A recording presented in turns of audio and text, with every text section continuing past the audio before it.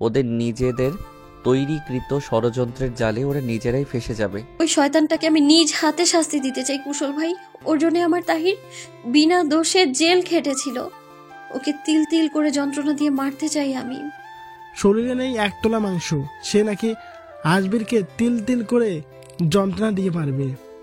এটা বর বউ পুতুল দিয়ে পুতুল খেলার মতো সহজ কাজ নয়।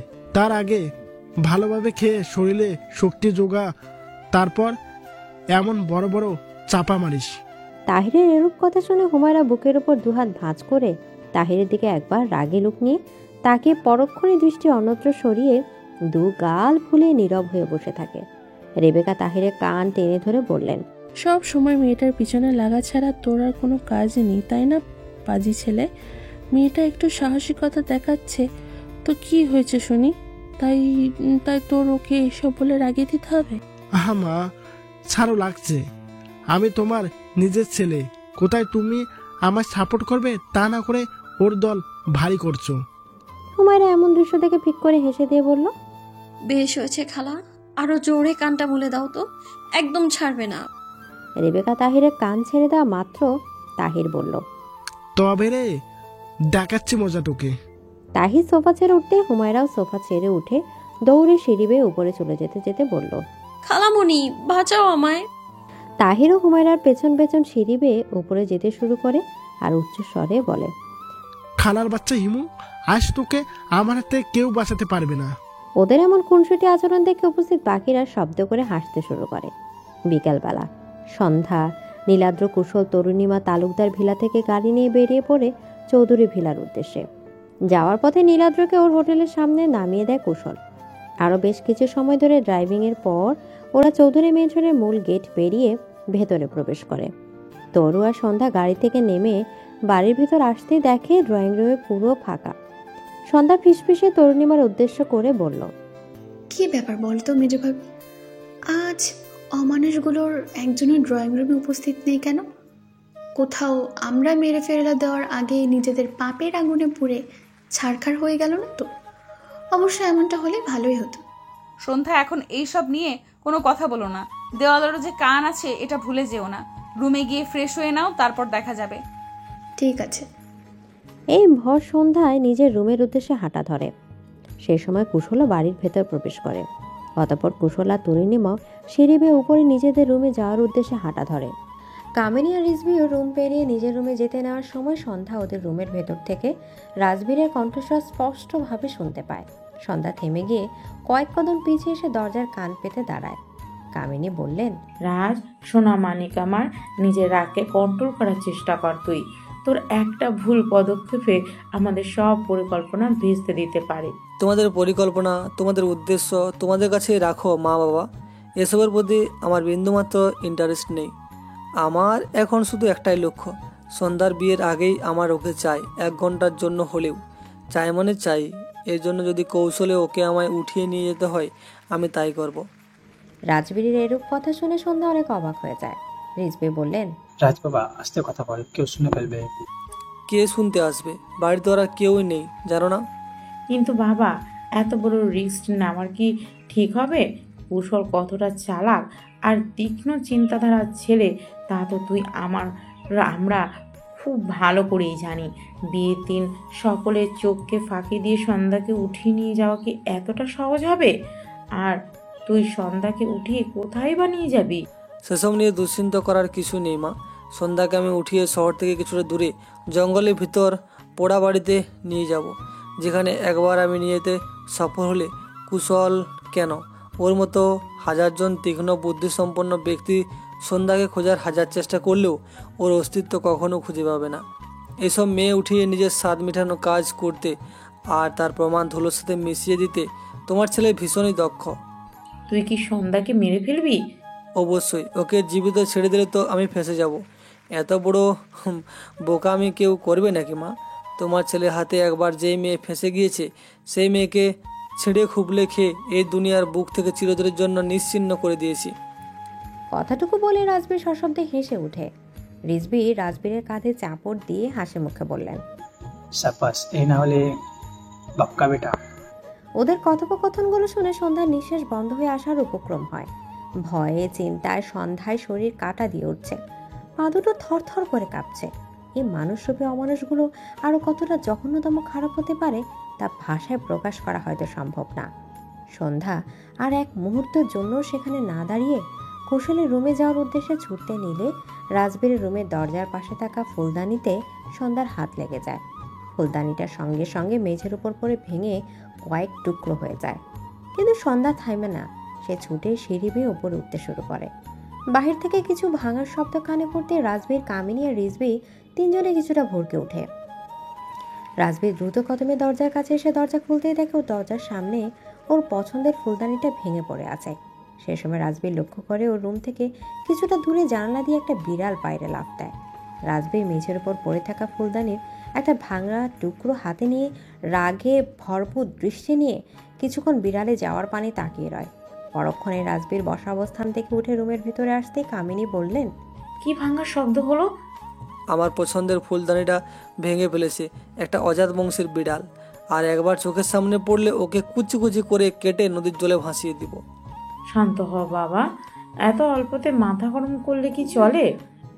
সন্ধ্যা দৌড়াতে দৌড়াতে কুশলের রুমের দরজার সামনে এসে দাঁড়িয়ে দরজায় আঘাত করে। দরজা আলতোভাবে ভেরানো থাকে। সন্ধ্যা তাল সামলাতে না পেরে দরজা খুলে মেঝের উপর হয়ে পড়ে গিয়ে মুখ দিয়ে আহ শব্দ উচ্চারণ করে। কুশল আর তরুণীমা বেলকনিতে দাঁড়িয়েছিল। হঠাৎ এমন শব্দ শুনতে পেয়ে ওরা দুজনে তড়িৎ গতিতে বেলকনি থেকে রুমের ভেতর আসতেই দেখে সন্ধ্যা নিজের বাম হাত দিয়ে ডান হাতের কনুয়ের অংশ চেপে ধরে মেঝের উপর বসে আছে। তরু আর কুশল দুজনেই সন্ধ্যার কাছে এগিয়ে যায়। তরু সন্ধ্যাকে ধরে বিছানা এনে বসিয়ে দিয়ে অস্থির কণ্ঠে বলল, সন্ধ্যা কি হয়েছে তোমার? দরজার ওখানে পড়ে গেলে কি করে? ইস, হাতটাও কতটা ছিলে গিয়েছে, রক্ত বের হচ্ছে, এক্ষুনি ড্রেসিং করতে হবে। দৌড়ানোর জন্য সন্ধ্যা এখনো হাঁপাচ্ছে। কুশল সন্ধ্যার উপর তীক্ষ্ণ দৃষ্টি স্থির করে রেখেছে। তরুণীমা ওয়ার্ড্রোবের উপর থেকে ফার্স্ট এড বক্সটা নিয়ে এসে সন্ধ্যার ক্ষত স্থানটা ড্রেসিং করে সে ব্যান্ডেজ করে দেয়। সন্ধ্যা কিছুটা স্বাভাবিক বোধ করতেই পানি পানি শব্দটা দুবার উচ্চারণ করলো। কুশল বেডসের টেবিলের উপর থেকে পানির গ্লাসটা নিয়ে সন্ধ্যাকে বলে, দেখ। সন্ধ্যা গ্লাসটা হাতে নিয়ে এক নিঃশ্বাসে সবটুকু পানি পান করে। তরুণীমা সন্ধ্যার হাত থেকে ফাঁকা গ্লাসটা নিয়ে বলল, এখন বলো কি হয়েছে তোমার? দরজাটা বন্ধ করে এসো মেজ ভাবি। তরু বিনা বাক্যেই বিছানা থেকে নেমে দরজার ভেতর থেকে আটকে দিয়ে আবারও সন্ধ্যার পাশে এসে বসে। সন্ধ্যা রাজবীর আর ওর বাবা মায়ের সাথে হওয়ার সম্পূর্ণ কথোপকথনগুলো কুশল তরুণীমা বলে। তরুণীমা এক হাতে সন্ধ্যাকে জড়িয়ে ধরে কুশলের দিকে দৃষ্টি স্থির করে। কথাগুলো বলতে বলতে সন্ধ্যার চোখ ভিজে গিয়েছে। পরক্ষণে কুশল কোনো প্রত্যুত্তর না করে রুম থেকে বেরিয়ে যায়। তরু কুশলে যাওয়ার পানে তাকিয়ে রয় আর সন্ধ্যাকে সামলানোর চেষ্টা করে। এদিকে নীলাদ্রের হোটেল রুমে সোফায় চিন্তিত রাগান্বিত মুখশ্রী নিয়ে বসে আছে তাহির, হুমায়রা আর নীলাদ্র। ওদের সামনেই কুশল নিজের মুখশ্রীতে শান্ত ভাব স্পষ্ট রেখে বসে আছে। নীলাদ্র ওর ডান হাত মুষ্টিবদ্ধ করে ধরে রাগের স্বরে বলল, এই হারামখোরের এত বড় সাহস আমার বউয়ের দিকে নজর দিয়েছে, ওর চোখ গরম শিক দিয়ে উঠিয়ে ফেলবো আমি। মাথা ঠান্ডা করো ভাই, রাগের বসে কোনো পদক্ষেপ নেওয়া উচিত হবে না আমাদের।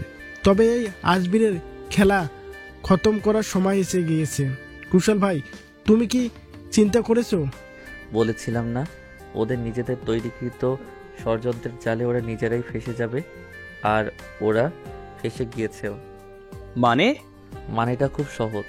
কিছুদিন আগে শিকদার ভিলায় যখন গিয়েছিলাম, তখন আমি অরুণিমার ডায়েরির শেষ পৃষ্ঠায় শহর থেকে দূরে যে পোড়াবাড়িতে রাজবীর সব মেয়েদের উঠিয়ে নিয়ে গিয়ে তাদের গুম করে দিত, সেই জায়গার ঠিকানাও লেখা ছিল। রাজবীর সন্ধ্যাকে ওই জায়গাতেই উঠিয়ে নিয়ে যাওয়ার পরিকল্পনা করেছে। তো সন্ধ্যাকে উঠিয়ে নিয়ে যাওয়ার কাজটা রাজবীরের জন্য আরো সহজ করে দিতে হবে। 3 দিন পর সন্ধ্যা আর আমার বিয়ে। এই বিয়ে নিয়েও কতটা আনন্দিত সে সম্পর্কে তুই আমরা সবাই অবগত। কিছুদিন আগেই নিজের অতীত সম্পর্কে জানার পর সন্ধ্যা কতটা ভেঙে পড়েছিল সেটাও জানিস তুই। এখন আমি কিছুতেই সন্ধ্যাকে এত বড় বিপদের মুখে যেতে দিব না। ওই রাজবীরের খেল তো আমরা অন্যভাবেও খতম করতে পারি। সন্ধ্যা আমার ছোট বোন, ওর জীবন নিয়ে আমার চিন্তা কম নেই নীলাদ্র। তবে এই সামান্য রিস্কটুকু না নিলে তো চলবে না। সন্ধ্যার শরীরে চুল পরিমাণ আঁচড় আমি রাজবীরকে কাটতে দিব না, নিশ্চিন্ত থাকতে পারিস তুই। নিরুদ্ধ ভাই যখন সন্ধ্যাকে এত বড় ঝুঁকির মাঝে ফেলতে চাইছে না, তখন বাদ দাও না কুশল ভাই। যদি এখন আমরা রাজবীরের পরিকল্পনা সফল হতে না দেই, তাহলে ওরা সবাই বুঝে যাবে যে আমরা ওদের রূপ সম্পর্কে অলরেডি অবগত হয়ে গিয়েছি। তখন পরিস্থিতি আমাদের হাতের বাহিরে চলে যাবে। এই ছোট্ট বিষয়টা কেন তোমরা বুঝতে পারছো না? আমি বললাম তো, আমার বোনের জীবনের সেফটির সম্পূর্ণ দায়িত্ব আমি নিব। কুশলের এরূপ কথা শুনে নীলাদ্র তাহির দুজনেই নীরব হয়ে থাকে। কিছু সময় পিনপত ও নীরবতা বিরাজ করে পুরো রুম জুড়ে। পরক্ষণে নীরবতার দেয়াল ভেঙে সকলকে অবাক করে দিয়ে হুমায়রা বলল, সন্ধ্যার জায়গায় যদি আমি যাই? ওরা তিনজন অবাক দৃষ্টি নিয়ে হুমায়রার দিকে তাকিয়ে আছে। হুমায়রা আবারও বলল, এভাবে কি দেখছো তোমরা? আমি সিরিয়াস হয়ে বলছি কথাটা। কিন্তু ভাবি, এত বড় একটা রিস্ক আপনি নিতে যাবেন? যদি আপনার কোনো ক্ষতি করে বসে ওই জানোয়ারটা? দেখো ভাই, প্রতিশোধের খেলায় যখন নেমেছি আমরা, তাহলে এর প্রতিটা ধাপেই আমাদের কাউকে না কাউকে নিজের জীবনের মায়া ত্যাগ করে এগিয়ে আসতে হবেই। আমরা তো একে অপরের প্রতি এতটুকু বিশ্বাস রাখতেই পারি যে আমরা সবাই সবসময় একত্র হয়ে থাকব।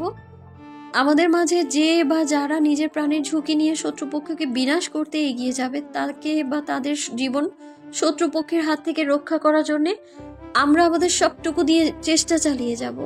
ওরা যেন কেউ আমাদের কারো আর সামান্যতম ক্ষতি করতে না পারে, সেই বিষয়ে সব সময় সম্পূর্ণ সতর্ক থেকেই প্রতিটা পদক্ষেপ গ্রহণ করব। তাই নয় কি? রাখতে পারি না নাকি আমরা সবাই সবার প্রতি এই বিশ্বাস, ভরসা আর আস্থাটুকু? কি বলো তোমরা? হুমায়রার এরূপ কথাগুলো শুনে ওরা তিনজনেরই মনে ভরসা, বিশ্বাসের জায়গাটা আরো মজবুত হয়ে যায়। তাহির বলল, তোর মতো মাটা মুডি যে এত সুন্দরভাবে বুঝিয়ে কথা বলে, এমন একটা দ্বিধাদায়ক পরিবেশকে শান্ত করতে পারবে, এটা আমি ভাবতেও পারিনি। তোকে যতটা অকর্মার আর ভীতু বলে মনে করেছিলাম, ততটা তুই নোস। হুমায়রা তাহিরের এরূপ কথায় কিছু বলল না, শুধু ওর দিকে তাকিয়ে স্মিত হাসল। পরক্ষণে নীলাদ্র বলল, কিন্তু সন্ধ্যাকে উঠিয়ে নিয়ে যেতে এসে রাজবীর তো আর স্বইচ্ছায় হুমায়রা ভাবিকে উঠিয়ে নিয়ে যাবে না। আমরা এই কাজটা কিভাবে সম্পন্ন করব? আবার কিছুক্ষণ নীরবতা বিরাজ করে রুমে গুরুজে কুশল শান্ত স্বরে বলল, ভাবি যখন এত বড় একটা সাহসিকতা দেখাতে পেরেছেন, তখন রাজবীরের চোখে ধুলো দিয়ে সন্ধ্যার জায়গায় ভাবিকে পাঠানোর মতো এই সামান্য কাজটুকু আমরা করতে পারবো না? এটা কোনো কথা বললি নাকি তুই? নীলাদ্র অবাক দৃষ্টিতে কুশলের দিকে তাকিয়ে আছে। কুশল বাঁকা হেসে ওর পরিকল্পনার বিষয়টা ওদের তিনজনের সাথে শেয়ার করে। পুরো পরিকল্পনা শোনার পর ওদের চারজনের ঠোঁটের হালকা হাসির রেখা স্পষ্ট হয়। নীলাদ্র বলল, বাহ দোস্ত, কি পরিকল্পনাটাই না করলি তুই! তোর ব্রেইন যে কত ফাস্ট সে কথা তো আমি ভুলেই গিয়েছিলাম। এবার আল্লাহ করে এই পরিকল্পনা অনুযায়ী কাজটা সম্পন্ন হলেই রাজবীরের খেল আজীবনের জন্য খতম হয়ে যাবে। ওর লাশ দেখার পর কামিনী, রিজভি, সাবরিনা, সাইমনের চেহারার অবস্থা যে কতটা করুণ হয়ে যাবে তা ভাবতেই আমার মনটা প্রশান্তিতে ভরে উঠছে। ওই আজবির হারামখোরের মৃত্যু এতটাই করুণ হতে হবে যেন ওর হাতে অসহ্যকর যন্ত্রণা সহ্য করে যতগুলো নারী তাদের প্রাণ হারিয়েছে সবার আত্মা তৃপ্তি পায়। মৃত্যুকে নিজের কাছে ধীরে ধীরে অগ্রসর হতে দেখে ওই জানোয়ারের চোখে মুখে যে ভয়ের ছাপ পড়বে তা আমি নিজ চোখে দেখতে চাই।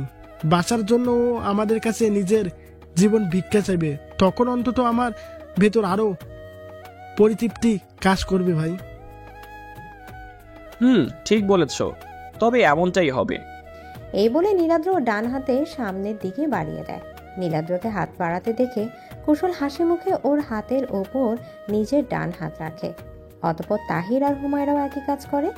কিছু সময় পর নীলাদ্রের থেকে বিদায় নিয়ে ওরা তিনজন নিজ নিজ গন্তব্যস্থলে যাওয়ার জন্য গাড়ি নিয়ে হোটেল থেকে বেরিয়ে পড়ে। তাহির আর হুমায়রা গাড়িতে পাশাপাশি সিটে বসে আছে। তাহির সামনের দিকে দৃষ্টি স্থির রেখে ড্রাইভিং করছে। সে সময় হুমায়রা তাহিরের ওপর শান্ত দৃষ্টি স্থির রেখে বলল, তাহির, তোমার আফসোস হবে না? একটুও না? আফসোস? কিসের জন্য আবার আফসোস হতে যাবে আমার? রাজবীর তো আমায় নিজের অজান্তের সাথে নিয়ে যাবে, আর ওখানে যাওয়ার পর যখন সে দেখবে যে সে সন্ধ্যাকে নয় আমাকে উঠিয়ে এনেছে, তখন রাগের বশে সে যদি আমার বড় কোনো ক্ষতি করে দেয় বা মেরে ফেলে আমায়, তখন আমার জন্য তোমার মনে কি বিন্দুমাত্র খারাপ লাগা কাজ করবে না? আফসোস হবে না? হুমায়রার এরূপ কথাগুলো শুনে অজান্তে তাহিরের বুকটা যেন ধক করে ওঠে। তাহির তৎক্ষণাৎ গাড়ির ব্রেক কষে। হুমায়রা এখনও শান্ত দৃষ্টি স্থির রেখেছে তাহিরের উপর। তাহির ঘাড় বাঁকিয়ে হুমায়রার দৃষ্টির সাথে নিজের দৃষ্টি মিলিয়ে বলল, হোস্টেলে থাকার সময় তো খুব বড় গলায় বলছিলি যে আমাদের মাঝে যে বা যারাই বিপদ জেনেও সে পথে অগ্রসর হোক না কেন, তখন বাকিরা তার বা তাদের জীবন বাঁচানোর জন্য সব রকম চেষ্টা করবে। তাহলে তখন আবার এমন কথা বলছিস কেন? তোর কি মনে হয় তোকে মৃত্যুর মুখে ঠেলে দিয়ে আমরা দূরে দাঁড়িয়ে তা এনজয় করব?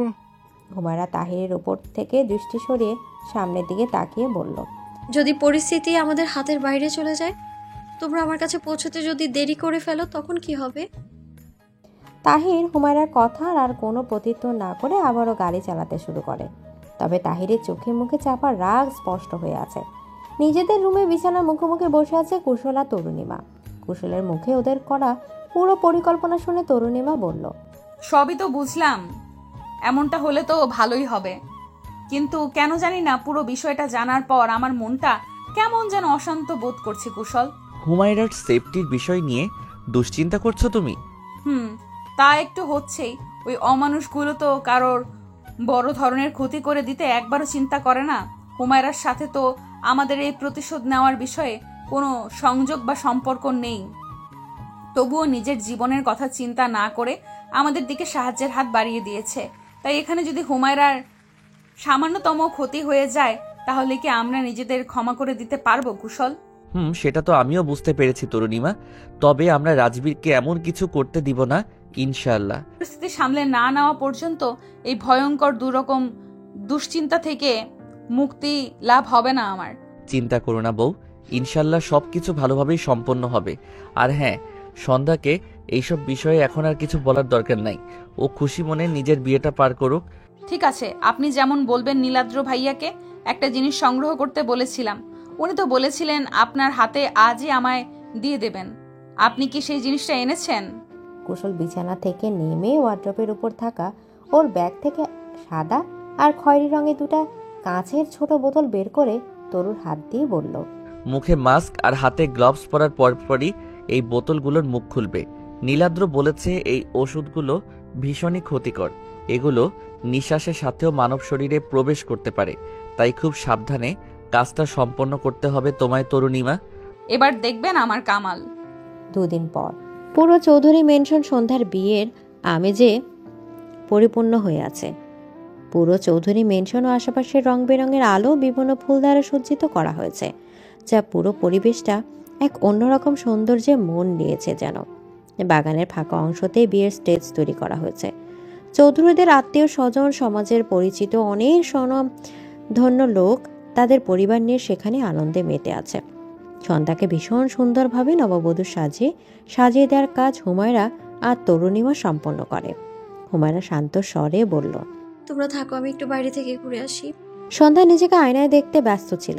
তরু হুমায়রার দিকে লক্ষ্য করতে হুমায়রা চোখ ইশারা করলে তরু সন্ধ্যার পাশ থেকে সরে হুমায়রার সাথে দরজা পর্যন্ত অগ্রসর হয়। হুমায়রা ধীর স্বরে বলল, আমি গিয়ে চেঞ্জ করে নিচ্ছি। আমাকে তো হুবহু সন্ধ্যার মতো বেশ ধারণ করতে হবে, নয়তো রাজবীরের চোখে ধুলো দেওয়া সম্ভব হবে না। একটু পর কিছু একটা বলে তুমিও এই রুম থেকে বেরিয়ে যেও। রাজবীরকে সন্ধ্যাকে উঠিয়ে নিয়ে যাওয়ার সুযোগটা তো দিতে হবে আমাদের। অতঃপর হুমায়রা চলে যায়। তরু আবারও সন্ধ্যার পাশে এসে দাঁড়িয়ে টেবিলের উপর থেকে কাজলের ছোট্ট কৌটাটা নিয়ে নিজের বাম হাতে কনিষ্ঠ আঙ্গুলের সামনে কাজল নিয়ে সন্ধ্যার কানের পিছু ছুঁয়ে দিয়ে স্মিত হাসি দিয়ে বলল, আজ মা বেঁচে থাকলে হয়তো এইভাবেই তোমার নজর কাটিয়ে দিতেন। সন্ধ্যা ঘাড় বাঁকিয়ে তরুর দিকে তাকিয়ে এক হাত ওর এক হাত ধরে স্মিত হাসি দিয়ে বলল, শুনেছিলাম বড় ভাইয়ের স্ত্রী নিজের মা সমতুল্য সম্মান ও ভালোবাসা পাওয়ার যোগ্যতা রাখেন। আমার জন্মদাত্রী মা বেঁচে নেই তো কি হয়েছে, তুমি আমার চোখে আমার দ্বিতীয় মা হয়ে থাকবে সবসময় মেজো ভাবি। তোমার এই নিখাত ভালোবাসা স্নেহ থেকে আমাকে কখনো বঞ্চিত করো না। তরুণীমা হাসি মুখে সন্ধ্যাকে জড়িয়ে ধরে আর সন্ধ্যাও তরুণীমাকে জড়িয়ে ধরে। সেই সময় সন্ধ্যার রুমের দরজা থেকে একজন বাচ্চা ছেলের কণ্ঠস্বর ভেসে আসলে ওরা দুজনে সেদিকে লক্ষ্য করে।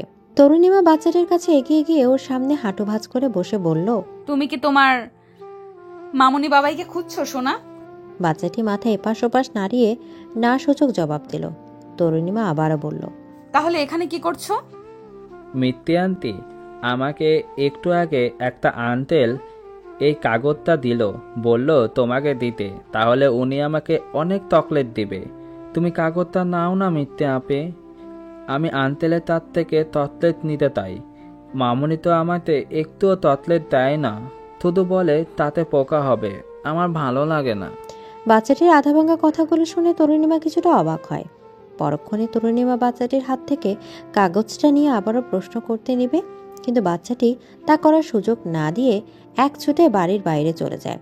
তরু উঠে দাঁড়িয়ে কাগজের ভাঁজ খুলতেই দেখে সেখানে বড় বড় অক্ষরে লেখা, একটু বাহিরে এসো, তোমার সাথে কিছু কথা বলার আছে, কৌশল। তরু চোখ ছোট ছোট করে লেখাগুলো আবারও দেখে কপালে কয়েকটা ভাঁজ ফেলে মনে মনে বলল, আমার ফোন তো আমার হাতেই আছে। ওনার যদি একান্তই আমার সাথে কোনো বিষয় নিয়ে কথা বলার থাকতো, তাহলে উনি আমাকে একটা কল বা মেসেজ করতে পারতেন, বা উনি সরাসরি এখানে এসেও আমাকে ডাকতে পারতেন। কিন্তু একজন অবুঝ বাচ্চার হাত দিয়ে চিরকুট পাঠানোর মতো কাজ উনি করবেন বলে তো আমার মনে হচ্ছে না। তার মানে কি আমাকে সন্ধ্যার কাছ থেকে সরানোর জন্য এটা রাজবীরেরই কোনো চাল? এটাই হবে হয়তো। হারামখোর মরার জন্য অতিরিক্ত পাকনা নাড়াতে শুরু করেছে। আরে বেডা, আমি নিজেই একটু পর এখান থেকে চলে গিয়ে তোর কাজ সহজ করে দিতাম। যাই হোক, তুই বরং আমার কাজটা সহজ করে দিলি। সন্ধ্যাকে কি অজুহাত দেখায়ে বাইরে যেতাম তা তো ঠিকই করতে পারছিলাম না, এখন ভালো একটা অজুহাত হাতে পেলাম। এই বলে তরুণীমা ঠোঁটে হালকা হাসির রেখা স্পষ্ট রেখে সন্ধ্যাকে কুশলে চিরকুট পাঠানোর বিষয়টা বলে রুম থেকে বেরিয়ে যায়। তরুণীমা সোজা বাইরে চলে আসে। তরুণীমাকে বাইরে চলে যেতে দেখে রাজবীর সোফার আড়াল থেকে বেরিয়ে আসে। নিজের ঠোঁটের কোণে বাঁকা হাসির রেখা ফুটিয়ে তুলে চারপাশটা এক পলক দেখে নিয়ে বলল, পুরো বাড়ি এখন ফাঁকা, সবাই বাগানের ওইখানেই ব্যস্ত। আর এই সময় তো এদিকেও আসবে বলে মনে হয় না কেউ, তবুও রিস্ক নেওয়া যাবে না কখনো। সন্ধ্যাকে উঠিয়ে পিছনের দরজা দিয়ে বেরিয়ে যেতে হবে আমায়, যা করা দ্রুত করতে হবে। এ বলে রাজবীর সন্ধ্যার রুমের দিকে অগ্রসর হয়। রুমের সামনে এসে পর্দার আড়ালে দাঁড়িয়ে সন্ধ্যার দিকে লোরূপ দৃষ্টি নিক্ষেপ করে নিজের জিভার অগ্রাংশ বের করে ঠোঁট ভিজিয়ে নিয়ে বাজে ইঙ্গিত দেয়। কিন্তু সন্ধ্যা নিজেকে নিয়ে এতটাই ব্যস্ত ছিল যে সে রাজবীরের উপস্থিতি উপলব্ধি করতে পারে না। পরক্ষণে রাজবীর ওর প্যান্টের পকেট থেকে রুমাল আর ক্লোরোফর্ম এর বোতলটা বের করে রুমালের উপর কিছুটা স্প্রে করে নিয়ে ধীর পায়ে রুমের ভেতর প্রবেশ করে সন্ধ্যার পেছনে গিয়ে দাঁড়ায়। সন্ধ্যা আয়নায় রাজবীরের প্রতিচ্ছবি দেখতে পেয়ে কিছু বলতে নিবে, তার পূর্বেই রাজবীরের চেহারা পৈশাচিক হাসি ফুটিয়ে হাঁপতে থাকা রুমালটা সন্ধ্যার নাক মুখের উপর চেপে ধরে। কয়েক সেকেন্ড সন্ধ্যা নিজেকে রাজবীরের কবল থেকে ছাড়ানোর চেষ্টা চালালেও পরপরই সে পুরোপুরিভাবে সেন্সলেস হয়ে যায়। সন্ধ্যা সেন্সলেস হয়ে গিয়েছে বুঝতে পেরে রাজবীর সন্ধ্যাকে পাঁজা কোলে তুলে নিয়ে বাঁকা হেসে বলল, তুলোর মতো নরম আর মাখনের মতো সুস্বাদু এই শরীরটা আজ আমার ভোগের বস্তু হবে, ভাবতেই কত আনন্দ হচ্ছে। এই বলে রাজবীর সামনের দিকে অগ্রসর হতে শুরু করে। সন্ধ্যাকে নিয়ে ওর রুম থেকে বেরিয়ে আবারও এপাশ ওপাশ চোখ বুলে কোনো মানবী চিহ্ন দেখতে না পেয়ে পেছন সাইডের দিকে অগ্রসর হতে শুরু করে। চৌধুরী মেনশনের পেছন পাশে দরজার পাশেই রাজবীর পূর্ব থেকে ওর গাড়ি দাঁড় করে রেখেছিল, যেন সন্ধ্যা নিয়ে আসা মাত্রই সে এখান থেকে দ্রুত বেরিয়ে যেতে পারে। কিন্তু রাজবীরের এই পরিকল্পনা জল ঢেলে দিতে নীলাদ্র এসে গাড়ির পেছন দিকের একটা টায়ার পাংচার করে দিয়ে গাড়ির ডিকি নিয়ে একটা টায়ার দুটো নিয়ে গ্যারেজের ভেতর রেখে দিয়ে অন্য পাশে আড়াল হয়ে দাঁড়ায়, যেখান থেকে রাজবীরের সকল কাজ নীলাদ্র স্পষ্টভাবে লক্ষ্য করতে পারবে। সে সময় রাজবীর সন্ধ্যাকে পাঁজা কোলে করে নিয়েই গাড়ির কাছে আসে। রাজবীরের কোলে সন্ধ্যাকে অচেতন হয়ে থাকতে দেখে নীলাদ্রের বুকে মোচড় দিয়ে ওঠার পাশাপাশি ওর ভালোবাসার মানুষকে একজন নরপিশাচ স্পর্শ করেছে দেখে রাগে শরীর জ্বলতে থাকে। তবু নীলাদ্র নিজেকেও নিজের রাগকে সংযত রাখার যথাযথ চেষ্টা করে। নীলাদ্রের পাশে হুমায়রা হুবহু সন্ধ্যার মতো বেশ ধারণ করে দাঁড়িয়ে আছে। হুমায়রা আড়াল থেকে এক পলক নিজের আশেপাশে লক্ষ্য করে তাহিরকে খোঁজে, কিন্তু সে তাহিরকে দেখতে পায় না। পরক্ষণে হুমায়রা একবার দীর্ঘশ্বাস ফেলে। রাজবীর গাড়ির দরজা খুলে সন্ধ্যাকে পিছন সিটে শুয়ে দিয়ে নিজে সামনের সিটে বসে গাড়ি স্টার্ট করে, কিন্তু গাড়ি সামনের দিকে অগ্রসর না হয় সে বুঝতে পারে গাড়ির কোনো সমস্যা হয়েছে। রাজবীর রাগ অত্যন্ত বিরক্তি নিয়ে গাড়ি থেকে নামতেই দেখে পিছনের একটা টায়ার পাংচার হয়ে গিয়েছে। রাজবীর গাড়ির চাকাতে একটা লাথি প্রয়োগ করে বলল, সিট, এখনই এমনটা হতে হলো? এখন তো আর পার্কিং সাইডে গিয়ে আরেকটা গাড়ি নিয়ে আসা সম্ভব না আমার পক্ষে। যত দ্রুত সম্ভব এই গাড়ির টায়ারটা পরিবর্তন করতে হবে আমায়। এ বলে রাজবীর গাড়ির ডিকি খুলতেই দেখে সেখানে কোনো এক্সট্রা চাকা রাখা নেই। এমনটা আর দেখে রাজবীর বিরক্তি যেন আকাশ ছুঁই ছুঁই হয়ে যায়। রাজবীর অত্যন্ত বিরক্তি নিয়ে গ্যারেজের দিকে অগ্রসর হয়। রাজবীরকে চলে যেতে দেখা মাত্র নীলাদ্র আর হুমায়রা দ্রুত কদমে আড়াল থেকে বেরিয়ে গাড়ির কাছে এসে দাঁড়ায়। নীলাদ্র গাড়ির দরজা খুলে সন্ধ্যাকে পাঁজা করে নিয়ে বের হয়ে হুমায়রাকে বেস্ট অফ লাক বলে পেছন সাইডে দরজা দিয়ে বাড়ির ভেতর চলে যায়। হুমায়রা শব্দ করে একবার নিঃশ্বাস ফেলে গাড়ির ভেতর সন্ধ্যার মতো করে শুয়ে পড়ে, মুখের ওপর ঘোমটা টেনে দেয়। হুমায়রা শুয়ে পড়ার পরপরই রাজবীর টায়ার নিয়ে গাড়ির কাছে এসে দ্রুত পাংচার হওয়া টায়ারটা পরিবর্তন করে নতুন টায়ার লাগিয়ে দিয়ে ওই টায়ারটা ডিকির ভেতরে রেখে ডিকি বন্ধ করে ড্রাইভিং সিটে গিয়ে বসে আবারও। অতপর ঘাড় বাঁকিয়ে সন্ধ্যার বেশে হুমায়রাকে এক পলক দেখে নিয়ে গাড়ি স্টার্ট করে চৌধুরী মেনশন থেকে বেরিয়ে পড়ে। হুমায়রা বুঝতে পারে রাজবীর বুঝতে পারেনি যে সে সন্ধ্যার জায়গায় হুমায়রাকে নিজের সাথে নিয়ে যাচ্ছে। রাজবীরের গাড়ি পেছন সাইডে দরজা দিয়ে বাইরে বের হতেই তাহির ওর গাড়ি স্টার্ট দেয়। তাহির আগে থেকেই বাইরের গাড়ি নিয়ে তৈরি ছিল। তাহির রাজবীরের অনেকটা পেছন থেকে ওকে অনুসরণ করতে শুরু করে। গাড়ি চালাতে চালাতে তাহির কুশলকে মেসেজ করে, আমাদের পরিকল্পনা অনুযায়ী কাজ হচ্ছে, আমি ড্রাইভ করছি, আজবীরকে অনুসরণ করে এগিয়ে যাচ্ছি। সন্ধ্যাকে কোলে নিয়ে অবস্থাতেই নীলাদ্রের সন্ধ্যার রুমে প্রবেশ করে ওকে ওর বিছানা শুয়ে দেয়। অতপর বেডসাইডে টেবিলের উপর দিয়ে থেকে পানির গ্লাসটা নিয়ে সন্ধ্যার চোখ মুখে পানির হালকা ছিটে দেয়। সন্ধ্যার চোখ মুখ কুচকে ফেলে, ওর সেন্স ফিরে আসে। সন্ধ্যা পিটপিট করে চোখ মেলে তাকাতেই নিজেকে নিজের ঘরে আবিষ্কার করে আর নিজের সামনে নিজের ভালোবাসার মানুষ নীলাদ্রকে বসে থাকতে দেখে শোয়া অবস্থা থেকে উঠে নীলাদ্রের বুকে হামলে পেরে ওকে দুহাতে জড়িয়ে ধরে। নীলাদ্র সন্ধ্যাকে দুহাতে জড়িয়ে ধরে। সন্ধ্যা কান্না মিশ্রিত কণ্ঠে বলল, ওই অমানুষটা আমার রুমে এসেছিল, তারপর আমার মুখের উপর কি যেন চেপে ধরলো। আমার আর কিছু মনে নেই। নীলাদ্র, আমি কি ঠিক আছি? এই অমানুষটা আমাকে ওর বাজে হাতে স্পর্শ করতে পারেনি তো? বলো। শান্ত হও সন্ধ্যা, তুমি সম্পূর্ণভাবে ঠিক আছো, সেফ আছো। ওই জানোয়ার তোমাকে বাজে স্পর্শ করতে পারেনি। আমি বেঁচে থাকাকালীন দুনিয়ার কোনো খারাপ শক্তি তোমার সংস্পর্শে আসতে পারবে না ইনশাআল্লাহ। আমি এমনটা হতে দেব না। একটু পর আমাদের বিবাহ কার্য সম্পন্ন হবে। আমরা সারা জীবনের জন্য হালাল সম্পর্কে আবদ্ধ হব। আমাদের ভালোবাসা পূর্ণতা লাভ করবে, এটা ভেবে খুশি হও। মন ও মস্তিষ্ক থেকে সকল খারাপ লাগা দুশ্চিন্তা মুছে ফেলো হবু বউ। তোমার মুখশ্রী জুড়ে হাস্যোজ্জ্বল ভাব ফুটে থাকবে। আর এভাবেই তোমাকে আমি আমার নিজের করে নিতে চাই প্রিয়তমা। নীলাদ্রের রূপ কথাগুলো শুনে সন্ধ্যা শান্ত হয়। একমাত্র বোনের বিয়ে কোনো দিক থেকে যেন কোনো ত্রুটি না থাকে, তাই কুশল নিজে দাঁড়িয়ে থেকে প্রতিটি বিষয়ের প্রতি নজর রাখছে। সে সময় প্যান্টের পকেটে রাখা ওর ফোনটা ভাইব্রেট করে উঠলে কুশল পকেট থেকে ফোনটা বের করে তাহিরের পাঠানো মেসেজটা দেখে। ওর ঠোঁটে হালকা হাসির রেখা ফুটে ওঠে। পরপরই কুশল তাহিরের মেসেজের প্রত্যুত্তর পাঠিয়ে দেয়, পরিস্থিতি সামান্যতম যদি বেগতিক হচ্ছে বুঝো তাহলে আমাকে কল করো, আমি সেখানে চলে যাব। সে সময় তরুণীমা কুশলের পাশে এসে দাঁড়িয়ে অত্যন্ত ধীর স্বরে বলল, কুশল, আমার মনকে আমি কিছুতেই শান্ত করতে পারছি না। কেন যেন মনে হচ্ছে আজ খারাপ কিছু হতে চলেছে।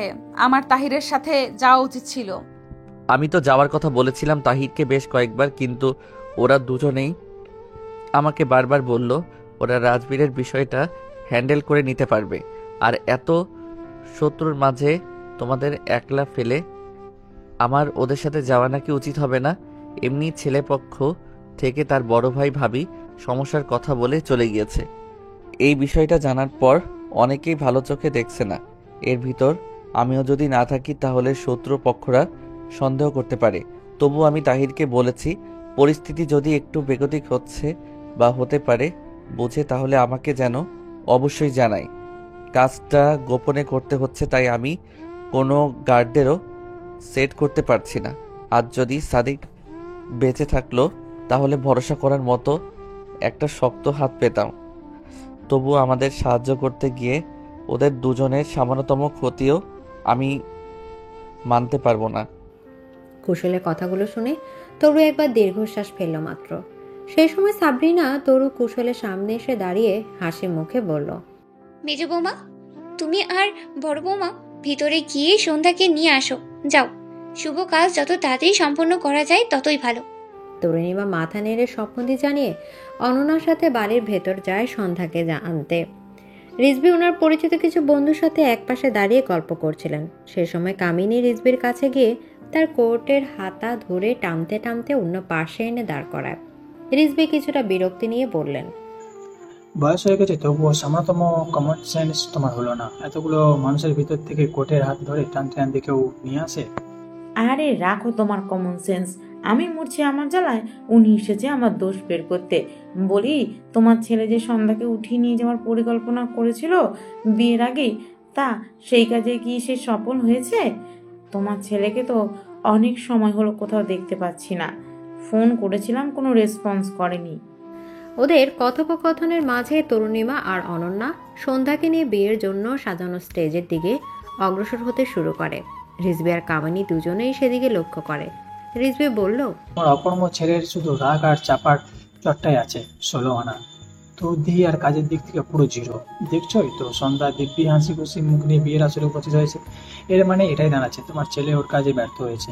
আর সেই রাগের দেখো, হয়তো কোনো ক্লাবে গিয়ে নেশা ভান পাচ্ছে, তাই ফোন দিয়ে ও থেকে পাচ্ছ না তুমি। একদম আমার ছেলেকে অকর্ম বলবে না তুমি। আর কেমন বাবা তুমি? ছেলে তোমার কাছে একটা ছোট্ট আবদার করলো আর তুমি ওকে সাহায্য করতে পারলে না? শরম তো তোমার নিজের করা উচিত। তুমি যদি ছেলেটাকে সন্ধ্যাকে উঠানোর কাজে সাহায্য করতে, তাহলে আমার ছেলেটা কতটা খুশি হতো। অকর্মঠ তো তুমি নিজেই। নিজের মেজ ভাই ভাবির পায়ের তলা চেটে খেয়েই জীবনের 3 ভাগ সময় পার করে দিলে। এখন নিজের একমাত্র ছেলের মনও রাখতে পারছো না। এ বলে কামিনী ঘন ঘন নিজের বেনুনি নাড়াতে নাড়াতে স্থান ত্যাগ করলেন। রিজভি সন্ধ্যার দিকে তাকিয়ে রাগের শব্দ করে নিঃশ্বাস ফেলতে ফেলতে বললেন, হেসে নে, তোরা আর তোর ভাইয়ের অবস্থা তোদের বাবা মায়ের মতো করুণ করবো। তোর জন্য আমাকে এতগুলো অপমানমূলক কথা শুনতে হলো। এর শাস্তি স্বরূপ খুব শীঘ্রই তোকে আমার ছেলে বুকের বস্ত্র বানিয়ে দেবে। আর তোর ভাইয়ের থেকে সব সম্পত্তি হাতিয়ে নিয়ে এই পৃথিবীর বুক থেকে চিরতরের জন্য এর সৃষ্টি মুছে ফেলবো। তাহির রাজবীরের গাড়ি থেকে 20 ফিট দূরত্ব বজায় রেখে ওকে অনুসরণ করে এগিয়ে যাচ্ছে। তাহির লক্ষ্য করে রাজবীর পিচ ঢালা রাস্তার পাশ দিয়ে নেমে যাওয়া রাস্তা দিয়ে জঙ্গলের ভেতরের দিকে অগ্রসর হচ্ছে। তাহির বুঝতে পারে গন্তব্যস্থলে পৌঁছাতে আর খুব বেশি সময় লাগবে না। তাহির কুশলকে মেসেজ দিয়ে বিষয়টা জানায়। অতঃপর তাহিরও সেই মাটির রাস্তা দিয়ে নেমে জঙ্গলের ভেতরে যেতে শুরু করে। কিছুটা পথ অগ্রসর হতেই হঠাৎ একটা জংলি প্রাণী তাহিরের গাড়ির সামনে এসে পড়লে তাকে বাঁচাতে গিয়ে পাশে থাকা গাছের সাথে তাহিরের গাড়িটা ধাক্কা খায়। সিটবেল্ট থাকা সত্ত্বেও গাড়ির স্টিয়ারিংয়ের সাথে তাহিরের মাথা লেগে যাওয়ায় ওই স্থানেই সে সেন্সলেস হয়ে যায়। সকল নিয়ম কানুন মেনে ইসলামিক ও আইনগত দুইভাবেই নীলাদ্র সন্ধ্যার বিবাহ কার্য সম্পন্ন হয়। ওদের দুজনের মুখেই পরিতৃপ্তির হাসির রেখা ফুটে আছে। বিবাহ কার্য সম্পন্ন হওয়ার পরপরই সকলে খাওয়া দাওয়া পর্ব শেষ করে। এর মাঝে সন্ধ্যার বিদায় বেলায় সময় হয়ে যায়। সন্ধ্যা না চাইতেও ওর মায়ের খুনিদের থেকে বিদায় নেয়। ওদের থেকে বিদায় নেওয়ার সময় সন্ধ্যায় চোখে মুখে বিন্দুমাত্র খারাপ লাগার ছাপ ফুটে ওঠেনি। সন্ধ্যা কুশলের সামনে এসে দাঁড়াতেই ওর সব খারাপ লাগা দলা পেকে এসে 2 চোখে ভরিয়ে দেয়। সন্ধ্যা 2 হাতে কুশলকে জড়িয়ে ধরে হু হু করে কেঁদে দেয়। কুশল ওর নিজের খারাপ লাগাগুলোকে নিজের ভেতরে দমিয়ে রেখে সন্ধ্যার মাথায় হাত বুলে ওকে শান্ত করার চেষ্টা করে। সন্ধ্যা অনেক কষ্টে নিজেকে সামলে নিয়ে সোজা হয়ে দাঁড়িয়ে তরুণীমা খোঁজে। তরুণীমাকে দেখতে না পেয়ে সন্ধ্যা বলল, মেজু ভাইয়া, মেজু ভাবি কোথায়? তাকে দেখছি না যে। কুশল কিছু বলতে নিবে তার পূর্বেই ওরা সকলে লক্ষ্য করে তরুণীমা ও শ্বশুর মশাই রায়হানুল চৌধুরীকে হুইল চেয়ারে বসিয়ে ওদের দিকে অগ্রসর হচ্ছে। কুশল সন্ধ্যার এক হাত শক্ত করে ধরে। সন্ধ্যা কুশলের চোখের দিকে তাকায়। কুশলের চোখের ভাষা সন্ধ্যার বুঝতে বাকি থাকে না। সন্ধ্যা এটাও বুঝতে পারে এ সময় ও নিজের আবেগকে নিয়ন্ত্রণে রাখতে হবে। তবুও সকলের সামনে নিজের বাবাকে উপস্থিত হতে দেখেও তাকে বাবা বলে সম্বোধন করতে না পারার যে নিষেধাজ্ঞা, তা এই বিদায় বেলা সন্ধ্যার ভিতরটা আরও ভেঙে দিচ্ছে যেন। কুশল সন্ধ্যার হাত ছেড়ে দেয়। সন্ধ্যা হাহাকার ভরা একবার দীর্ঘশ্বাস ফেলে রায়হানুলের কাছে এগিয়ে যায়। সন্ধ্যা ওনার সামনে হাঁটু ভাঁজ করে বসে ওনার চোখের দিকে তাকিয়ে কাঁপা স্বরে বলে, বড় বাবা, দেখো তোমার মেয়ে কত বড় হয়ে গিয়েছে। আজ তার বিয়ে হয়ে গেল রাজপুত্রের মতো একজন পুরুষের সাথে। আমাদের মাথায় হাত রেখে দোয়া দিবে না তুমি?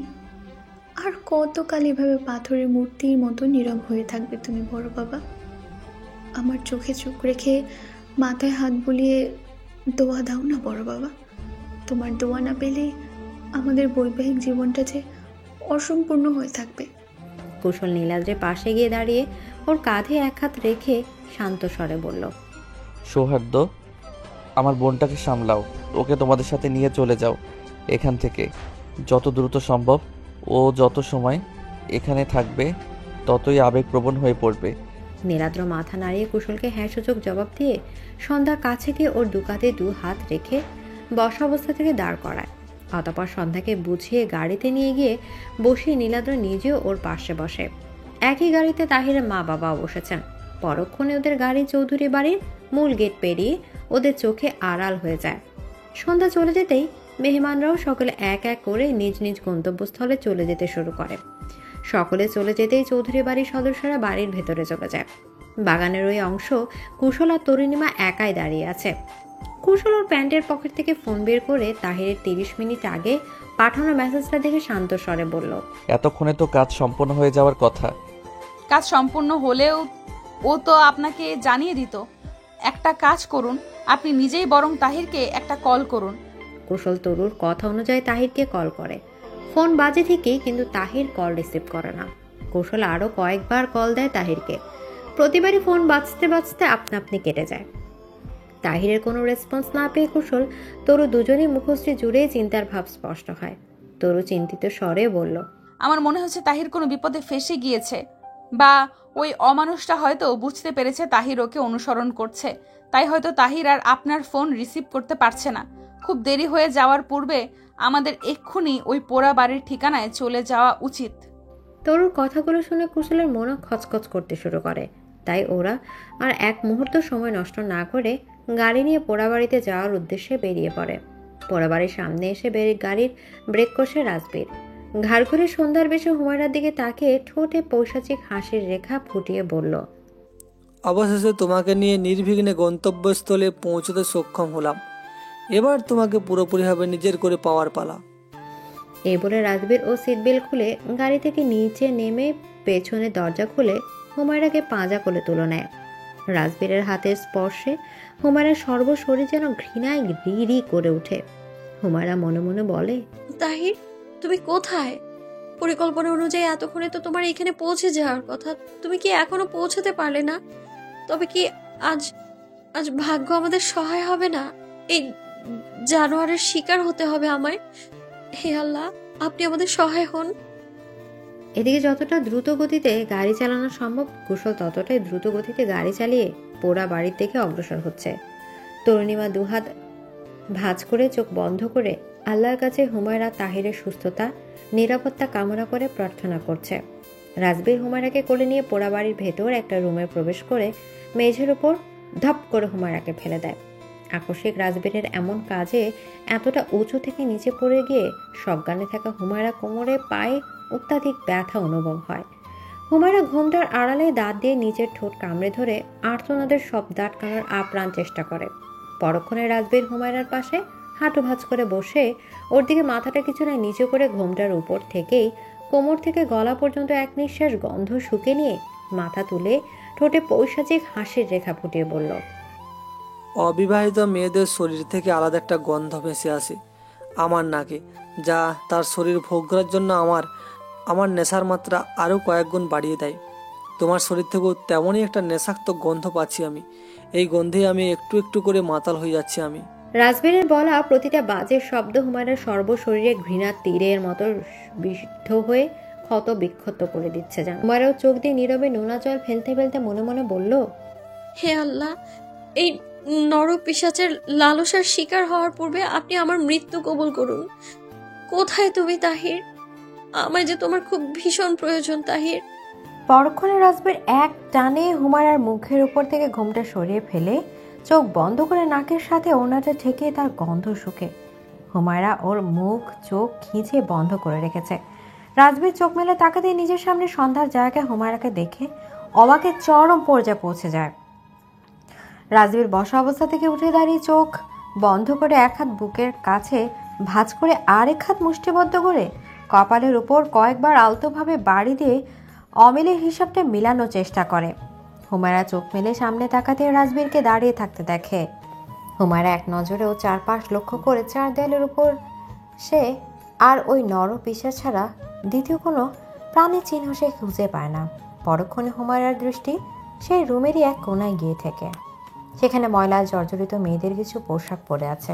হুমায়রা স্মরণ হয় রাজবীরের এর আগেও আরও অনেক মেয়েকে এখানে উঠিয়ে এনে নিজের লালসার আগুনে তাদের জ্বালিয়ে পুড়িয়ে শেষ করে দিয়েছে। এই পোশাকগুলো সেই অসহায় মেয়েগুলোরই। হুমায়রার ভেতর এখন ভয় কাজ করতে শুরু করে। রাজবীর চোখ মেলে হুমায়রার উপর নিজের রাগী দৃষ্টি স্থির করে। হুমায়রা বসা অবস্থাতেই পেছনের দিকে পিছিয়ে যেতে শুরু করে।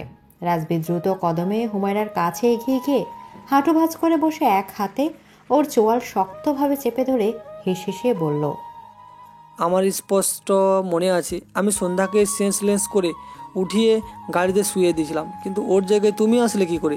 তার মানে কি আমার সন্ধ্যাকে উঠিয়ে নিয়ে আসার পরিকল্পনা সম্পর্কে তুমি আগে থেকে অবগত ছিলে? কিন্তু কিন্তু কিন্তু তোমার একার পক্ষে তো এত বড় কাজ করা সম্ভব না।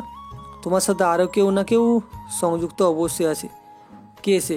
তোমার স্বামী, নাকি চৌধুরী বাড়ির প্রধান আকর্ষণ রৌনক আজমাইন কুশল চৌধুরী স্বয়ং যুক্ত আছেন এই পরিকল্পনায়, নাকি ওরা সবাই যুক্ত আছে? ওদেরকে কি আমাকে অনুসরণ করে এখানে আসার কথা, নাকি তোমার শরীরে কোনো জিপিএস সেট করা আছে যেটার সাহায্যে ওরা আমার কাছে পৌঁছাতে পারবে? কোনটা বলো কোনটা? এ বলে রাজবীর উন্মাদের মতো হুমায়রার শরীরে হাতাহাতি করতে শুরু করে। রাজবীরের প্রতিটি স্পর্শে হুমায়রার ঘৃণা বোধ হচ্ছে। দু চোখ ফেটে কান্নারা বেরিয়ে আসছে। হুমায়রা ওর হাত দিয়ে রাজবীরকে বারংবার বাধা প্রয়োগ করছে, কিন্তু রাজবীরের পুরুষালী শক্তির সামনে হুমায়রার এসব বাধা তুচ্ছ বলেই গণ্য করা যায়। পরক্ষণে রাজবীর হুমায়রার মাথার পেছনের অংশের চুলগুলো মুষ্টিবদ্ধ করে ওকে ধরা অবস্থায় টেনে হিঁচড়ে দেয়ালের কাছে এনে দেয়ালের সাথে ওর মাথা পর পর 3 বার জোরে জোরে বাড়ি দিয়ে দেয়ালের সাথে ওর মুখের এক পাশ চেপে ধরে হেসে বলল, আমার সব আনন্দ মাটির সাথে মিশিয়ে দিয়েছিস তোরা। এখন আমার হিংস্র রূপের শিকার তোকে হতেই হবে। রাজবীর চৌধুরী কিছু চেয়েছে আর তা পায়নি এমনটা কখনো হয়নি, কিন্তু আজ এমনটা হলো। এর জন্য তোরা দায়ী।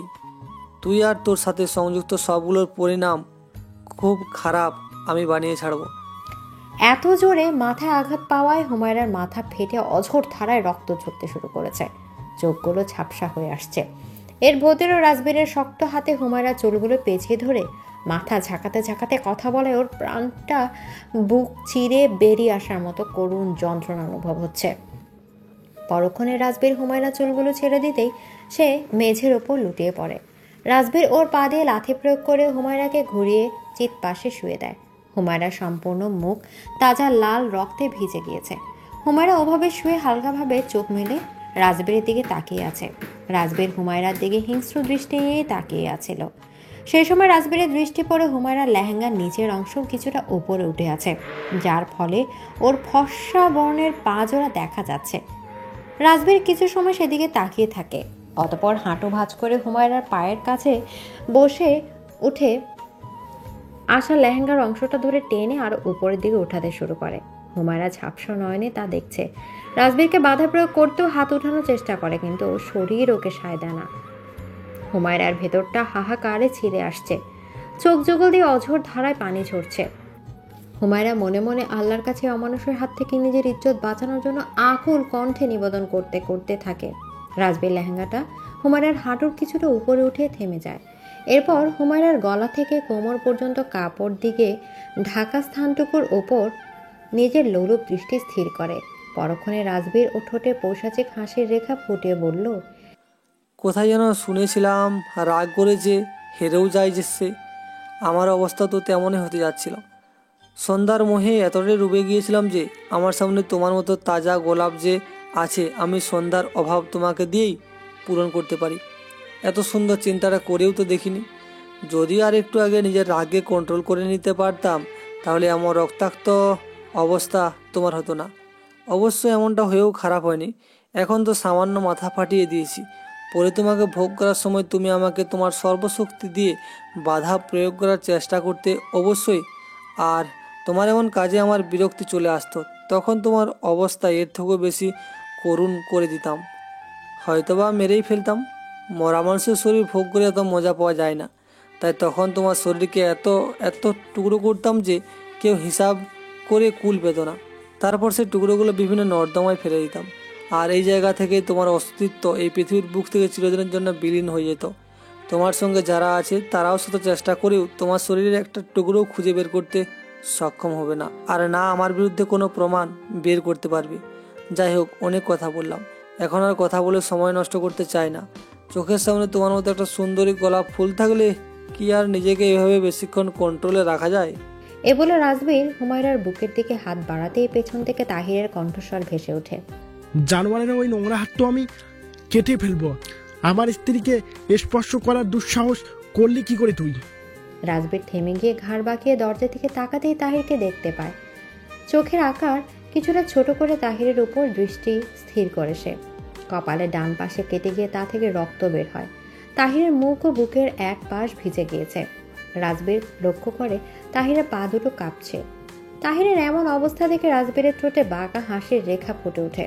রাজবীর হুমায়রার পাশ থেকে উঠে তাহিরের দিকে কিছুটা অগ্রসর হয়ে বলল, নিজের কি অবস্থা হয়েছে তা কি ভালোভাবে দেখেছো?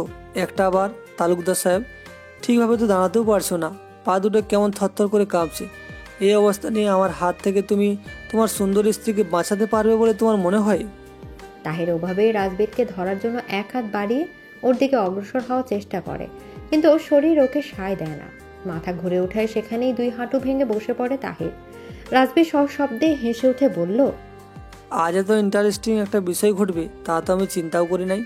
এর আগে বহু মেয়েকে রেপ করে তাদের চিহ্ন নিপুণভাবে পৃথিবীর বুক থেকে বিলীন করে দিয়েছি, কিন্তু এই প্রথম একজন স্বামীর সামনে তার সদ্য বিয়ে করা স্ত্রী রেপ করব। বিষয়টা সত্যিই ভীষণ ইন্টারেস্টিং আর আনন্দদায়ক হতে চলেছে। তো মিস্টার তাহির তালুকদার, তোমার সামনে যে একটু পর তোমার স্ত্রীর ইজ্জত লুটে নিব আমি, এ নিয়ে তোমার ভিতর এক্সাইটমেন্ট কাজ করছে না? বলো তো শুনি, তোমার মূল্যবান অনুভূতি প্রকাশ করে এই বিষয়টাকে আরও একটু রোমাঞ্চকর বানিয়ে দিতে পারো তুমি। জানোয়ার, তোর সব আনন্দ আজ ধুলোর সাথে মিশে যাবে। খুব বেশি সময় তোর হাতে নেই। সে আসছে, তোর খেয়াল খতম করতে সে আসছে। তোর পাপের কলস আজ পূর্ণ হয়ে গিয়েছে। কি আসছে? কার কথা বলছিস তুই? তোর জান কবজ করতে আজরাইল আসছে। রাজবীর রাগ নিয়ে তাহিরের কাছে গিয়ে এক হাত ওর পাঞ্জাবির কলার চেপে ধরে অন্যদিকে দিয়ে ওর নাকের একের পর এক ঘুষি প্রয়োগ করতে বলল, আমার জীবন কবজ করবে এমন বুকের পাটা নিয়ে এই পৃথিবীতে জন্ম নেয়নি, বুঝলি? যে আমার শরীরে সামান্যতম আঁচড়ও কাটার চেষ্টা করবে তাকে আমি এই পৃথিবীর বুক থেকে নিশ্চিহ্ন করে দেব। রাজবীর থেকে পরপর এতবার ঘুষি খাওয়ার পর তাহিরের নাক ঠোঁট ফেটে রক্ত বের হতে শুরু করেছে। তাহির তবুও হালকা হাসি দিয়ে বলল, পিপিলিকার পাকা গজায় মরিবার তরে তোর মৃত্যুর ঘন্টাও বেজে গিয়েছে। ইতিহাসের পাতায় তোর থেকেও বড় বড় শয়তানের ধ্বংসের কাহিনী উল্লেখ আছে। ফ্রাউন নিজেকে আল্লাহর সাথে তুলনা করেছিল, আর সেই ফ্রাউনের পাপের কলস যখন পূর্ণ হয়ে গিয়েছিল তখন ওর মৃত্যু ঘন্টাও বেজে গিয়েছিল। সমুদ্র দুই ভাগ হয়ে গিয়ে মাছ দিয়ে আস্থা তৈরি হয়েছিল। ইমানদার ব্যক্তিরা সেই আস্থা অতিক্রম করতে সক্ষম হলেও ফ্রাউন তার দলবল নিয়ে সেই সমুদ্রের মাঝে প্রাণ ত্যাগ করেছিল। পাপীদের শেষ পরিণতি যে ভীষণ ভয়াবহ হয় তার প্রমাণ ফ্রাউন দিয়ে গিয়েছে। তাহিরের কথাগুলো শুনে রাজবীরের রাগ যেন আকাশ ছুঁয়ে যায়। রাজবীর তাহিরের পাশ থেকে উঠে হুমায়রার কাছে যায়। তাহির মুখ থুবড়ে মেঝের উপর পড়ে যায়। রাজবীর হুমায়রা মাথার পেছনের অংশ চুলগুলো মুষ্টিবদ্ধ করে ধরে ওকে শোয়া অবস্থা থেকে টেনে উঠে বসায়। মাথায় আঘাত পেয়ে এমনি হুমায়রার অবস্থা আগের থেকে খারাপ। এর ভিতর চুলের টান পড়ায় ওর মাথা যেন ব্যথায় ছিঁড়ে আসছিল। হুমায়রা কোনো মতে এক হাত উঠিয়ে রাজবীরের হাত থেকে নিজের চুলগুলো ছাড়ানোর চেষ্টা করে, কিন্তু ওর শরীর ওকে বরাবরের মতোই সায় দেয় না। হুমায়রা অসহায় রক্তাক্ত মুখশ্রী নিয়ে ওর থেকে কিছুটা দূরে মেঝের উপর উপুর হয়ে পড়ে থাকা তাহিরের দিকে ঝাপসা দৃষ্টি নিয়ে তাকিয়ে রয়। হুমায়রা দুচোখ বেয়ে ঝরঝর করে নোনা জল গড়িয়ে পড়ছে। রাজবীর ওর পকেট থেকে ছোট ধারালো একটা ছুরি বের করে হুমায়রার গালের উপর একটা টান দেয়।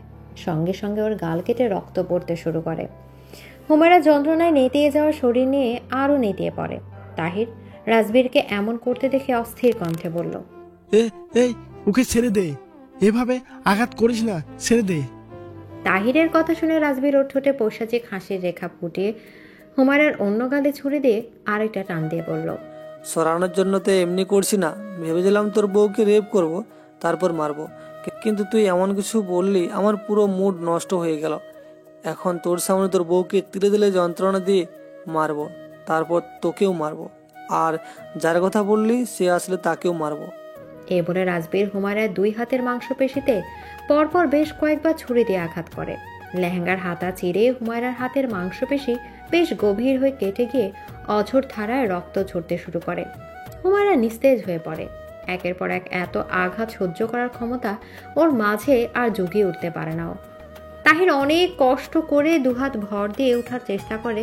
রাজবীর সঙ্গে সঙ্গে ছুরিটা হুমায়রার গলার সাথে চেপে ধরে। হুমায়রা যদি ভুলেও একটু নড়ে তাহলে ছুরিটা দিয়ে ওর গলা বেশ গভীর করে কেটে দেবে। তাহির রাজবীরকে এমন করতে দেখে অনুরোধের স্বরে বলল, হে হে হে, না না, ছুরিটা সরা ওর গালার উপর থেকে, ওর গলা থেকে ছুরিটা সরা, প্লিজ প্লিজ, ছুরিটা সরা, আর আঘাত করিস না ওকে। একটু আগেই তো জোর গলায় কত কিছু বলছিলি, এখন এখন ভেজা বেড়ালের মতো নেতিয়ে গেলি যে। খুব কষ্ট হচ্ছে তাই না, নিজের প্রিয়তমাকে নিজের চোখের সামনে যন্ত্রণা পেতে দেখে? তোকে কষ্ট পেতে দেখে আমার ভীষণ আনন্দ হচ্ছে, বিশ্বাস কর, ভীষণ আনন্দ হচ্ছে। তাহিরের 2 চোখ ভিজে এসেছে। তাহির কান্না মিশ্রিত স্বরে বলল, প্লিজ ওকে ছেড়ে দে প্লিজ। আচ্ছা ঠিক আছে, তোর কথাই মেনে নিলাম, যা। আর খুব বেশি যন্ত্রণা দিব না তোর প্রিয়তমা স্ত্রীকে, শুধু গলায় এই ছুরিটা দিয়ে একটা টান দিব, তাহলে সব যন্ত্রণা থেকে একেবারে মুক্তি লাভ করবে সে। রাজবীর এই কথা বলে যেই না হুমায়রার গলায় ছুরিটা দিয়ে টান মারতে যাবে, সেই সময় দরজার সামনে কুশল এসে দাঁড়িয়ে রাজবীরের বুক বরাবর একটা গুলি করে। সঙ্গে সঙ্গে রাজবীর পেছন পাশে চিত হয়ে পড়ে যায়। কুশলের পেছন থেকে তরুণীমা এক ছুটে হুমায়রার কাছে গিয়ে হাঁটু ভাঁজ করে বসে। হুমায়রা শব্দ করে একবার নিঃশ্বাস ফেলে পুরোপুরিভাবে নিস্তেজ হয়ে যায়। তরুণীমা লক্ষ্য করে হুমায়রার গলায় ছুরি দিয়ে টান পড়েছে। তরুণীমা কাঁপা হাতে ওর গলায় ক্ষতস্থান চেপে ধরে উচ্চ স্বরে বলল, হুমায়রাকে এই মুহূর্তে হসপিটালে নিয়ে যেতে হবে, ওর গলায় ছুরি টেনে দিয়েছে জানোয়ারটা। তাহির মেঝের উপর হাত দিয়ে বাড়ি দিয়ে কান্না মিশ্রিত স্বরে একবার আল্লাহ শব্দটি উচ্চারণ করল। এদিকে কুশল বাধ্য হয়ে ওর 2 জন পুরনো গার্ড, যারা সাদিক বেঁচে থাকাকালীন ও এর পরেও কিছু কাজে বিশ্বস্ততা বজায় রেখে ওর অর্ডার ফলো করেছিল, তাদের পোড়াবাড়িতে আসতে বলেছিল। কিছু সময়ের মধ্যে ওরা 2 জন সেখানে আসলে গোপনীয়তা বজায় রেখে রাজবীরকে নিয়ে নিজের গোপন আস্তানায় গিয়ে চিকিৎসার ব্যবস্থা করতে বলে। হুমায়রা আর তাহিরকে নিয়ে কুশল তরুণীমা হসপিটালে যাওয়ার উদ্দেশ্যে রওনা হয়। গাড়ির পেছন সিটে তাহিরের কোলের উপর মাথা রেখে হুমায়রা সেন্সলেস হয়ে আছে। তাহির গাড়ির ভেতর থাকা ফার্স্ট এড বক্স থেকে ঔষধ আর তুলো নিয়ে হুমায়রার ক্ষত স্থানগুলো আলতো হাতে পরিষ্কার করে দেওয়ার চেষ্টা করে, যেন হাসপাতালে পৌঁছানোর আগে হুমায়রার ক্ষতস্থান থেকে রক্ত পড়া বন্ধ করা যায়। হুমায়রার ক্ষতস্থানগুলো পরিষ্কার করতে করতে বারবার তাহিরের 2 চোখ নোনা জলে ভরে আসছিল। নিজের শারীরিক ক্ষতগুলো এখন তাহিরের কাছে এতটা যন্ত্রণায়ক মনে হচ্ছে না যতটা হুমায়রার ক্ষতস্থানগুলো পরিষ্কার করতে গিয়ে ওর বুকের বাম পাশটা যন্ত্রণা অনুভব হচ্ছে। তরুণীমা একটু পর পর ছলছল নয়ন নিয়ে ঘাড় ঘুরিয়ে তাহির আর হুমায়রার দিকে লক্ষ্য করছে। ওদের দেখে তরুর চোখের সামনে সন্ধ্যার কোলে মাথা রেখে সাদিকের শেষ নিঃশ্বাস ত্যাগ করার মুহূর্তটুকু চোখের সামনে ভাসে। পরক্ষণে তরু সোজা হয়ে বসে চোখ বন্ধ করে একবার দীর্ঘশ্বাস ফেলে। তাহির অস্থির কণ্ঠে বলল, কুশল, আর কত সময় লাগবে হাসপাতালে পৌঁছাতে? শীতের রাত, কুয়াশা ঢাকা পড়েছে পুরো শহর। গাড়ির হেডলাইট দিয়ে সামনের অংশ আলোকিত থাকলেও ধোঁয়াশায় ভরপুর হয়ে আছে। কুশল গাড়িতে সেট করে রাখা গুগল ম্যাপ চেক করে বলল, বেশি সময় লাগবে না, কিছু সময়ের মধ্যেই আমরা শহরের ভিতরে প্রবেশ করব। তাহির, হুমায়রার গলার ক্ষত স্থানটা এক হাতে আলতোভাবে চেপে ধরে থাকো। তাহির কুশলের কথা অনুযায়ী হুমায়রার গলার ক্ষতস্থান আলতোভাবে চেপে ধরে রাখে। নিজ রুমে বিছানার সাথে পিঠ ঠেকিয়ে বসে আছেন রিজভী। কামিনী ফ্রেশ হয়ে ওয়াশরুম থেকে বের হয়ে বলল, ছেলেকে তো বিয়ে শুরু হওয়া থেকে শেষ পর্যন্ত পুরো বাড়ি জুড়ে কোথাও দেখলাম না, এখনো যে বাড়িতে ফেরেনি সেই নিয়ে তোমার মাঝে কি বিন্দু মাত্র চিন্তা কাজ করছে না রাজার বাবা? এত দুশ্চিন্তার করার কিছু নেই কামিনী, আমাদের ছেলে এখন আর বাচ্চা নেই, 5 বছর ধরে বিদেশে একা থেকে এসেছে, তাই সারা রাত বাইরে কাটানো ওর জন্য কিছুই না। ওকে বাইরে থাকতে দাও, সন্ধ্যাকে উঠিয়ে নেওয়ার পরিকল্পনা ব্যর্থ হওয়ার ওর মাথা ঠিক নেই। যখন ওর রাগ ওর নিচে নিয়ন্ত্রণ আনতে পারবে তখন ঠিকই বাসে ফিরে আসবে। ফিরলেই ভালো, এত দুশ্চিন্তা আর নিতে পারছি না। হে বলে কামিনী ড্রেসিং টেবিলের সামনে দাঁড়িয়ে খোপা খুলে চিরুনি হাতে নিয়ে চুল চিরুনি করতে শুরু করে। চিরুনি করা শেষ হতেই কামিনী লক্ষ্য করে আজকে চিরুনিতে প্রতিদিনের তুলনায় অনেক বেশি চুল উঠে জমে আছে। কামিনী ওভাবেই নীরব হয়ে চিরুনির দিকে তাকিয়ে থাকে। হাসপাতালের সামনে এসে গাড়ি দাঁড় করিয়ে কুশল দ্রুততার সাথে গাড়ি থেকে নেমে হাসপাতালের ভেতর প্রবেশ করে রিসেপশনে এসে দাঁড়িয়ে বলল, এক্ষুনি একটা স্ট্রেচার বাহিরে পাঠানোর ব্যবস্থা করুন। গাড়িতে একজন সিরিয়াস অবস্থার পেশেন্ট আছেন, তাকে ভর্তি করাতে হবে। কুশলকে দেখে রিসেপশনে থাকা মহিলাটি চিনতে বিন্দুমাত্র অসুবিধা হয় না। এর আগে নীলাদ্রকেও ওই একই হাসপাতালে ভর্তি করেছিল কুশল। মহিলাটির চোখের সামনে সেদিনের দৃশ্য ভাসতে থাকে। মহিলাটি শুকনো ঢোক গিলে সঙ্গে সঙ্গে দুজন ওয়ার্ড বয়কে ডাকে স্ট্রেচার আনার জন্য। তারা স্ট্রেচার আনলেই কুশল তাদের নিয়ে বাহিরে এসে গাড়ির পেছনে দরজা খুলে বলল, তাহির হুমায়রাকে বাহিরে বের করো। অতঃপর তাহির হুমায়রাকে পাঁজা কোলে নিয়ে বাহিরে এসে স্ট্রেচারে শুয়ে দেয়। ওয়ার্ড বয় দুজন তাহির হুমায়রাকে নিয়ে হাসপাতালে প্রবেশ করে। ওদের পেছন পেছন কুশল আর তরুণীমাও ভেতরে প্রবেশ করে। ভেতরে আসতেই নীলাদ্রের চিকিৎসা করেছিলেন যিনি ডাক্তার আকরাম সাহেব, তার সাথে সাক্ষাৎ হয়ে যায় ওদের। কুশলকে দেখা মাত্র তিনি বললেন, আরে কৌশল, তুমি এখানে? আর এই পেশেন্টের এরকম করুণ অবস্থা কি করে হলো? ডাক্তার সাহেব, সব কথা আপনাকে আমি পরে খুলে বলবো। আপনি যত দ্রুত সম্ভব হুমায়রার চিকিৎসা শুরু করুন। আল্লাহর পর আমাদের আপনার উপরেই পুরো ভরসা আছে।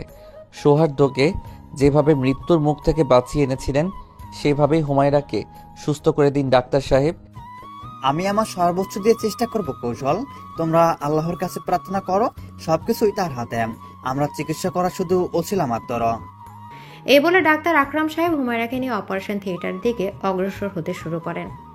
তাহির হুমায়রার হাতের ভাঁজ হাতে রেখে ওর দিকে অস্ত্র ভেজে দৃষ্টি স্থির করে রেখেছিল। ধীরে ধীরে সেই হাতের ভাঁজ ছুটতে শুরু করে। তাহিরের হুঁশ ফিরে।